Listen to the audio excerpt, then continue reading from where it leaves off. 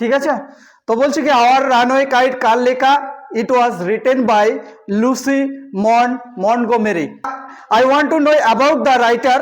আমরা এখন লেখক সম্পর্কে জানবো। লুসি মন্টগোমেরি 1874 সালে তিনি কি করেছিলেন? জন্মগ্রহণ করেছিলেন। কি 1874 সালে তিনি জন্মগ্রহণ করেছিলেন। 1942 সালে তিনি কি করেছিলেন? মারা গেছিলেন। ওয়াজ এ ক্যানাডিয়ান অথর। তিনি ছিলেন একজন ক্যানাডিয়ান লেখক। বেস্ট নন, তিনি বেশি বিখ্যাত ছিলেন বা বেশি পরিচিতি লাভ করেছিলেন for a series of novel.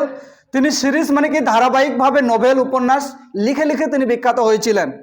Beginning with, তিনি শুরুতে মানে কি তার স্টার্টিংয়ে প্রথমে তিনি কি লিখেছেন? এনি অফ গ্রিন গ্লোবস, এটা তিনি প্রথম লিখেছিলেন। লেখালেখি করা রাইট থেকে রড কথাটি এসে তিনি লিখেছিলেন নিউমেরাস। নিউমেরাস মানে কি? অনেক। মেনি, নিউমেরাস মানে কি? অনেক। আরেকটা ইংরেজি হবে কি? মেনি। আরেকটা ইংরেজি হবে কি? মাচ। আরেকটা ইংরেজি হবে কি? প্লেন্টিফুল, প্রচুর। ঠিক আছে, তিনি প্রচুর লেখালেখি করেছেন। কি? উপন্যাস লেখালেখি করেছেন। পোয়েম, কবিতা লিখেছেন, অ্যান্ড শর্ট স্টোরিজ, ছোট ছোট গল্প লিখেছেন। C was made an officer, তিনি একজন অফিসার হয়েছিলেন। ঠিক আছে, under of the British empire in 1935। যখন ব্রিটিশদের আন্ডারে আমাদের এই গভর্নমেন্ট ছিল, এই সরকার ছিল, তখনকার কথা বলেছে। মানে আজকে থেকে দেশ স্বাধীনতার আগের কথা বলেছে। যখন ব্রিটিশরা কি করেছিল?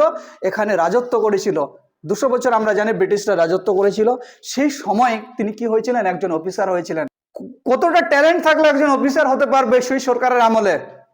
ঠিক আছে, তারপরে বলেছে কি the short story is an about, এই ছোট গল্পটি বলা হয়েছে, এই ছোট গল্পটিতে বলা হয়েছে কি? কার কথা বলা হয়েছে?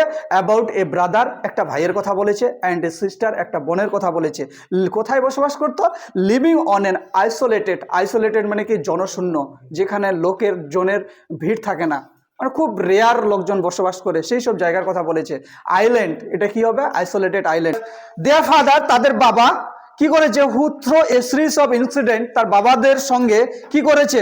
অনেক ঘটনার মধ্যে দিয়ে গেট রিউনিটেড, তারা আবার একত্রিত হয়েছে। মানে তাদের বাবাদের সঙ্গে অনেক একটা ঘটনা ঘটে গেছে। তারা কি হয়েছিল? একটা টাইমে আলাদা হয়ে গেছিল, সেপারেট হয়ে গেছিল, কিন্তু আবার তারা কি হয়েছে? গেট রিউনাইটেড মানে কি? একত্রিত হয়েছে। কখন হয়েছে? With their long lost relative, মানে দীর্ঘ সময় পরে তাদের আত্মীয় পরিজনদের খুঁজে পেয়েছে। ঠিক আছে, আর কি বলেছে?